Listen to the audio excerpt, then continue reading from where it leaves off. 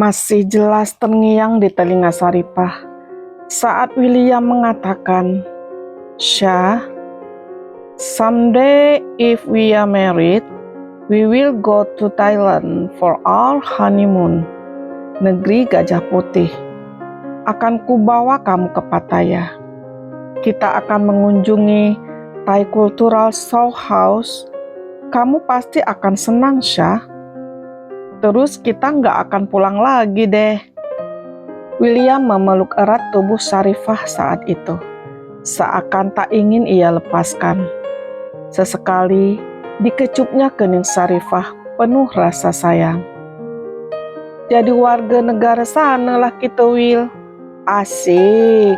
Lalu anak-anak kita mirip orang Thai lah." Saripah berseloroh sambil bergelayut manja di pelukan William. "Iya sayang, namanya Aksha Jung Han. Hehehe." Mereka pun tertawa bahagia kala itu, membayangkan masa-masa indah yang akan mereka lalui bersama, kelak setelah mereka menikah. Tapi kini, semua impian itu tak terwujud nyata. Semua hanya sebatas angan yang menggantung di awang-awang, tersaput awan kelam, lalu kemudian sirna.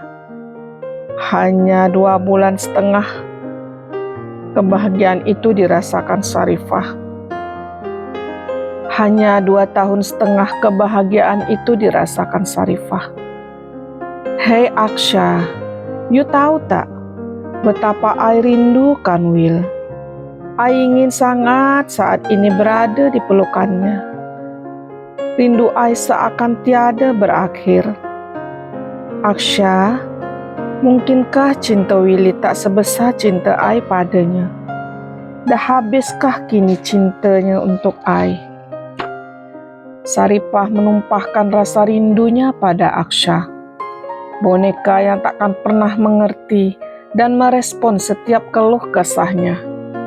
Betapa kehilangan itu terasa menggigit sanubarinya.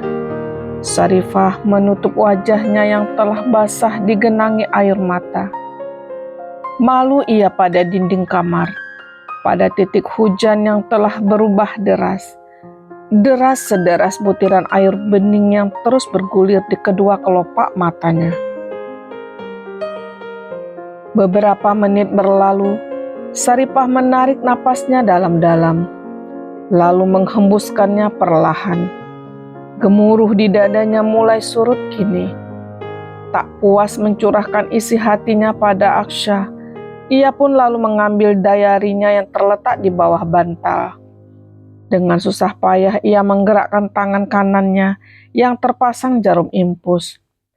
Ia mulai menulis, menuangkan kegalauan hatinya yang enggan beranjak dari singgasana hatinya. Senja syahdu telah pun berlalu, berganti malam, gelap, pekat.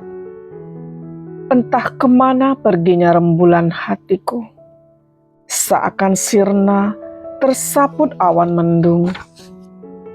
Hadir bersama titik-titik hujan, berkelebat petir, menusuk bisa hati. Kurindu matahari, terbitlah, terangi mentari hatiku yang kini redup.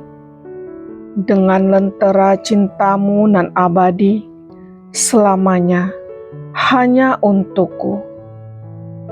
Ketika alunan cintamu tak lagi bersenandung merdu, bak buluh perindu, dunia seakan tiada berpenghuni.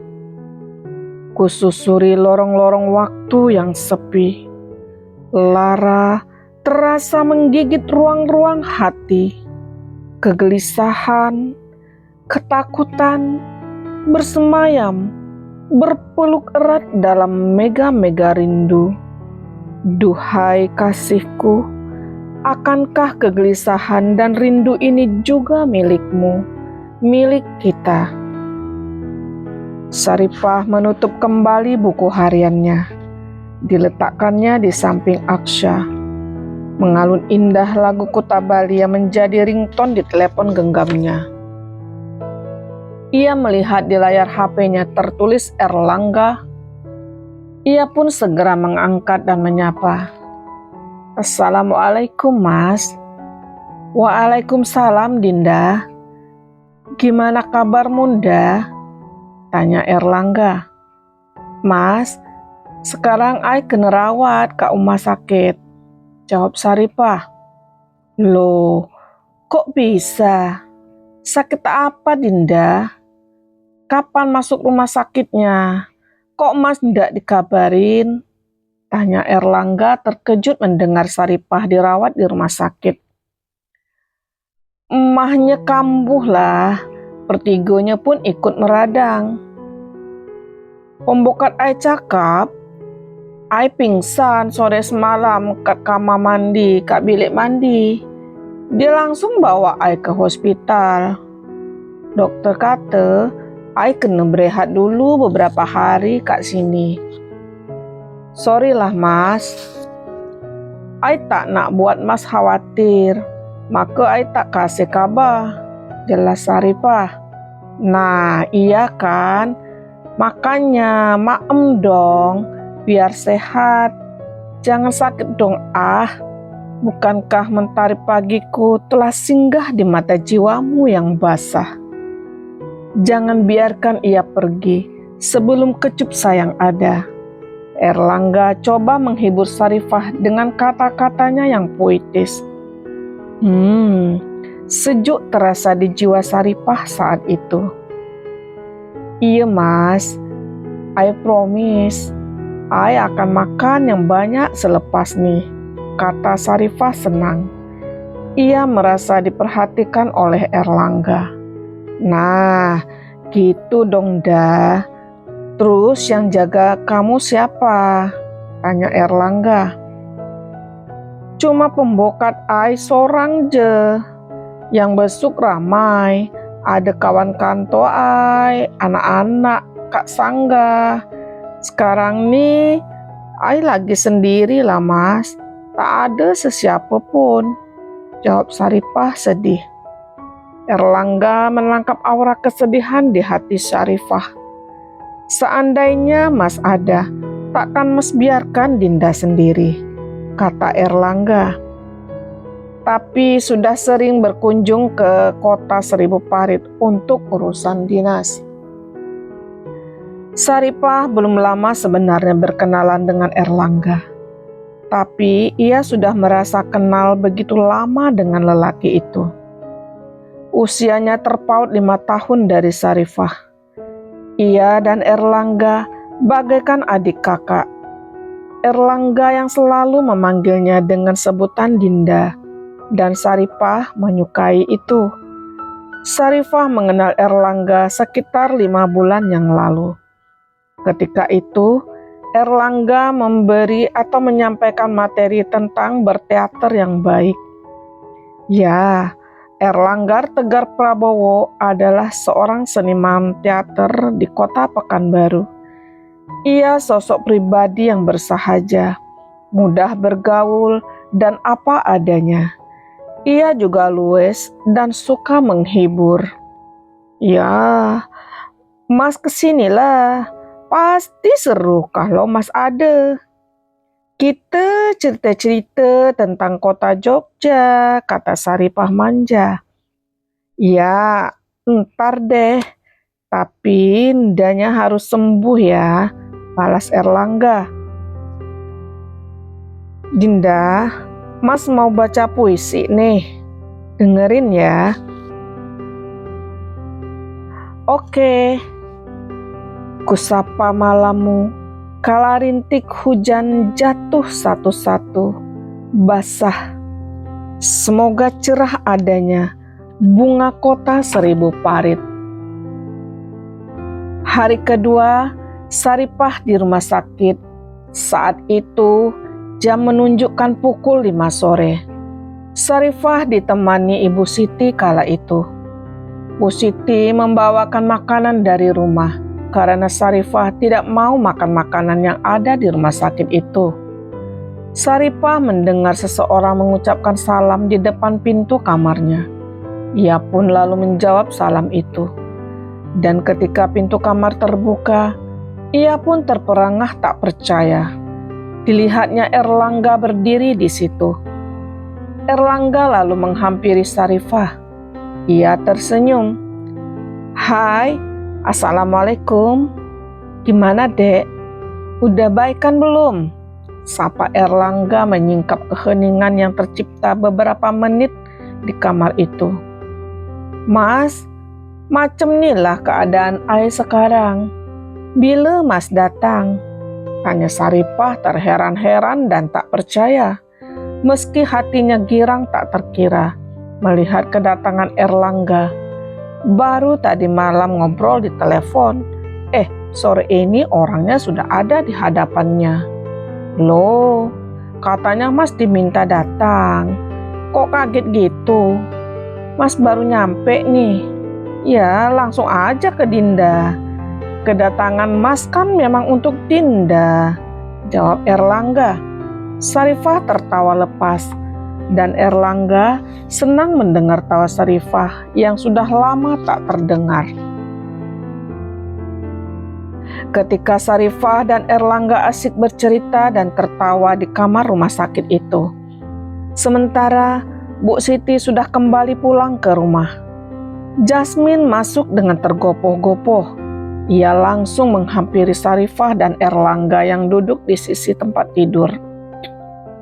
Napasnya terengah-engah seperti orang yang habis berlari. "You kenapa lagi, Sarifah?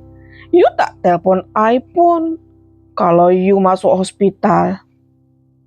Kalau aja teman-teman Kak Kanto tak kasih kabar, I tak tahulah. You tak anggap I karib you lagi ke?" Tanya Jasmine yang tak bisa menahan kekesalannya pada Sarifah. Ia lupa kalau di situ juga ada Erlangga. Ia lalu membuka kulkas dan mengambil segelas aqua. Diminumnya hingga habis. Kemudian ia pun duduk di sebelah kursi yang tak jauh dari tempat tidur Sarifah. Saat itu barulah ia menyadari kehadiran Erlangga. Ia menyapa Erlangga. "Hai Mas, sorry lah, bila Mas sampai?" tanyanya. "Gak apa-apa, nyantai aja. Saya barusan nyampe kok," jawab Erlangga santai. "Sarifah nih degil sangat lah Mas. Tengoklah tuh, sampai sakit macam nih. Ini semua gara-gara budak Eropa tuh lah." Jasmine masih kesal pada Sarifah yang masih saja mengingat William, yang disebutnya budak Eropa itu. Ia tak rela jika Sarifah masih menyimpan rasa cinta terhadap William. Ia amat membenci budak Eropa itu sekarang, setelah ia tahu ternyata William sudah beristri di Jakarta. Saat ia ke Jakarta beberapa hari yang lalu, untuk bertemu dengan Sarah yang ternyata adalah adik dari William. Saat itu, ketika Sarah, suaminya beserta anak perempuan mereka yang berusia 2 tahun, sedang jalan-jalan di pusat perbelanjaan di Mangga 2. Mereka ingin mencari tempat untuk makan siang. Saat itulah, tanpa disengaja, ia bertemu dengan William dan seorang perempuan yang menggandeng tangannya dengan mesra, yang kemudian diperkenalkan oleh Sarah sebagai istri William. Jasmine tidak pernah melihat dan berkenalan langsung dengan William, tapi ia sangat sering melihat gambar William yang terpajang di dinding kamar Sarifah dengan ukuran yang begitu besar, seperti foto model. Saat itu ingin ia memaki-maki William, tapi belum sempat ia melontarkan kalimat cacian itu, tiba-tiba Sarah yang juga melihat keberadaan William langsung memanggil. William dan istrinya pun lalu menghampiri mereka. Kalau tidak mengingat dan menghargai temannya itu yang sudah lama tak bertemu, setelah ia menyelesaikan pendidikannya di Belanda bersama Sarah, dan ia pun tinggal serumah dengan Sarah, ia langsung pulang ke Kuala Lumpur dan tidak pernah bertemu lagi dengan Sarah, kecuali berkomunikasi lewat surat dan telepon. Jasmine, let me introduce you to my family. This is William, my brother, and this is his wife, Aurel, kata Sarah memperkenalkan Jasmine pada William dan istrinya. Jasmine saat itu hanya diam. Ia menahan rasa geram dan sakit hati pada William. "Hello, nice to meet you," sapa William pada Jasmine. "Hai." "Hai Jasmine," sapa istri William pula. "Hai, hello," balas Jasmine dengan terpaksa. Hatinya mengatakan, Sarifah jauh lebih cantik dan modis daripada Aurel. "Will, this is Jasmine. She was my colleague and friend in the Holland," kata Sarah pada William. "Oh ya? Oke. Have a nice day. I would like to continue my journey to the Bali for 2 hours again," kata William yang hanya dibalas dengan senyum seadanya oleh Jasmine. Hatinya berkata, "Cepatlah you berambus. Aida muak tengok tampang you yang penipu tuh." William dan istrinya lalu pergi meninggalkan tempat itu. Menurut cerita Sarah, William baru 2 tahun menikah dengan Aurel. William tidak bahagia dengan perkawinannya. Menurutnya, Aurel terlalu sibuk dan sifat Aurelnya egois, selalu ingin menang sendiri, itu yang membuat William tak betah. Ia ingin menceraikan istrinya itu, tapi Aurel bersikeras tak ingin diceraikan. Jasmine hanya terdiam. Ia tidak merespon cerita Sarah kala itu. Ia tak tahu mesti percaya atau tidak. Yang jelas, William telah menghancurkan hati sahabatnya. Masih banyak sebenarnya yang ingin ia tanyakan pada Sarah tentang William. Tapi, begitu ia mendapat kabar Sarifah masuk rumah sakit, ia pun langsung terbang ke Pekanbaru, terus pulang ke Tembilahan. "Hey Jasmine, you kenapa? Masih nak marah ke lagi?" tanya Sarifah membuyarkan ingatan Jasmine tentang William. "Iyalah, I patut marahkan you. You tuh dege sangat lah Sarifah. Kenapa you rosakkan badan you sendiri? You tak patut berkorban seperti ini hanya untuk budak Eropa tuh." Jasmine ingin menceritakan kalau ia telah berjumpa dengan William. Dan dia di sana seakan tiada berdosa, seakan ia tidak pernah merasa mencintai seorang gadis yang telah ia sakiti. Tapi Jasmine sadar kalau diceritakannya, tentu Sarifah akan semakin terluka dan merana. Ia tak menginginkan hal itu terjadi. Baginya, sudah cukup penderitaan yang dilalui Sarifah kini. "I'm sorry lah ayah, you janganlah nak marahkan I terus," kata Sarifah menghibah. Dan itu membuat hati Jasmine tak tega. Apalagi dilihatnya kondisi sahabatnya itu sangat lemah. Segera diciumnya kening Sarifah, dan ia pun berkata, "Sorry Sarifah, I marah karena I sayangkan you. Bukankah I dah pernah kata, you mesti jaga kesehatan you. Jangan terlampau hanyut dengan perasaan." Sarifah hanya diam. Ia memandang ke arah Erlangga. Erlangga tersenyum. Hari demi hari dilalui Sarifah di rumah sakit. Erlangga tiada henti menghibur dan memberi semangat pada Sarifah. Dengan setia ia menemani Sarifah di rumah sakit. Ia memberi kehidupan baru di hidup Sarifah. Dengan canda tawanya, mampu menggelitik jiwa Sarifah yang terguncang untuk tersenyum dan tertawa lagi. Setiap saat mereka bersenda gurau. Ada-ada saja cerita Erlangga untuk menghibur Sarifah, dan Sarifah pun tertawa-tawa dibuatnya. Pagi itu cuaca mendung, awan terlihat gelap, sepertinya hujan akan turun lagi. Sarifah sendiri di kamar rumah sakit itu. Erlangga belum datang.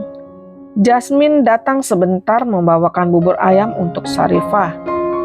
Kemudian ia pergi ke kantornya. Dalam kesendiriannya itu, Sarifah kembali teringat akan William. Ia bergumam,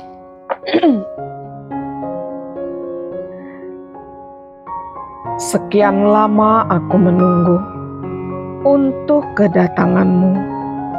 Bukankah engkau telah berjanji kita jumpa di sini? Kedatanganmu kutunggu. Telah lama aku menunggu. Derita hidup yang kualami, duhai pahit sekali. Lama sekali aku menantimu."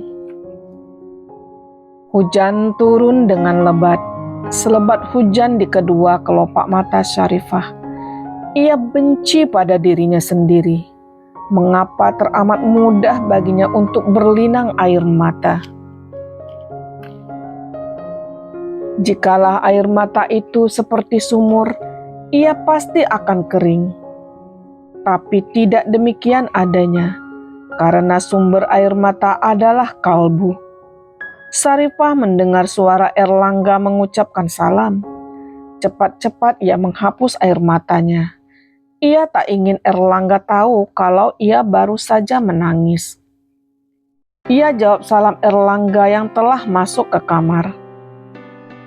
Erlangga meletakkan sekantong buah apel ke dalam kulkas. Satu dipegangnya. Lalu ia pun duduk di kursi menghadap Sarifah. "Pagi, Nda," sapanya. "Pagi, Mas," balap Sarifah tersenyum senang. "Cepat sembuh dong." "Oh ya, makan apel mau ya?" tanya Erlangga. Sarifah menganggukkan kepalanya. "Sebentar, Mas kupas dulu ya." Dinda nggak suka makan kulitnya kan?" kata Erlangga. Ia pun mengupas buah apel. Kemudian dipotongnya memanjang, diambilnya sepotong, disuapkannya ke mulut Sarifah. "Terima kasih, Mas," ucap Sarifah. Ia tersenyum lagi. "Dah, nggak apa-apa, nyantai aja. Yang penting Dinda mau maem." Erlangga tersenyum. "Kok ada aura kesedihan di sini ya?" "Udah, jangan nangis dong biar aja langit yang menangis. Kalau nangis terus, kapan sembuhnya ntar?" Sarifah tertawa. Erlangga pun ikut tertawa. Jadi orang jangan pelit untuk berbagi cerita. Please welcome to our life. Akan ada ruang waktu untuk berbagi, kalaulah mau, kata Erlangga bijak. "Ai tak tahulah, Mas. Semoga akan banyak ruang waktu untuk Ai memulihkan hati." "Hei Dek, ketika satu pintu kebahagiaan tertutup, pintu yang lain dibukakan. Tetapi acap kali kita terpaku terlalu lama pada pintu yang tertutup, sehingga tidak melihat pintu yang lain yang dibukakan bagi kita." "Au, puitis sangatlah, Mas. Ai suka itu," kata Sarifah. Ia jadi bersemangat ketika mendengar Erlangga mengucapkan kalimat-kalimat indah bak seorang pujangga. Dalam kepribadian Erlangga, ia seperti menemukan kepribadian yang telah lama hilang. Secercah keceriaan mulai terpancar dari rona matanya. "Harus gitu dong, dah. Hidup ini indah loh. Jadi nikmati aja. Biarkan ia mengalir seperti air." "Mas Er tahu tak? Baru sekejap Mas Er berada kat sini, Ai seperti dah merasa sehat je." Ai senang lah kalau macam ni terus. Oh ya, bagus dong kalau gitu. Itu artinya kedatangan Mas nggak sia-sia dong. Iyalah Mas, Mas ternyata lebih paten dari obat dokter, kata Sarifah. Erlangga tertawa mendengarnya. Sarifah pun ikut tertawa. Lawang yang sakit kalbunya kok. Ya jelas nggak cocok obatnya. Piye toh? Sarifah makin tertawa dibuatnya. Luka hatinya perlahan mulai tertutup. Mas, sapa Sarifah. Jawab Erlangga.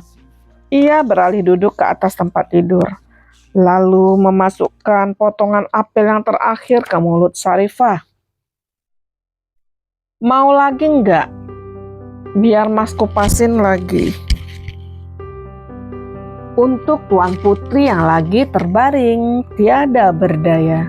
Luka hati, luka jiwa, merana kalbu.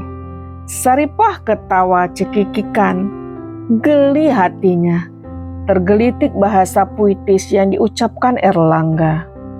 Ketawa, mau lagi enggak apelnya? Tanya Erlangga tersenyum. Mas lucu sangat lah. Dah lah tuh, ai dah kenyang pun. Sarifah berusaha untuk duduk bersandar ke tembok. Erlangga melihat itu. Perlu bantuan enggak? Tanyanya. Ia sandarkan bantal ke sandaran tempat tidur. Lalu dibantunya Sarifah untuk bersandar pada bantal yang telah diletakkannya tadi. Benar udah kenyang? Tanyanya lagi. Iyalah Mas, ai dah betul-betul kenyang. Perut ai dah tak muat lagi nih, jawab Sarifah sambil mengusap-ngusap perutnya. Ia ingin meyakinkan Erlangga. Mas, ucap lagi lah kalimat-kalimat puitis macam tadi. Ai suka dengannya, pinta Sarifah manja. Erlangga pura-pura mengerutkan keningnya. Cepatlah Mas. Sarifah tak sabar melihat tingkah Erlangga yang pura-pura kehabisan kata itu. Baiklah Dinda, Dayang Su. Thank you.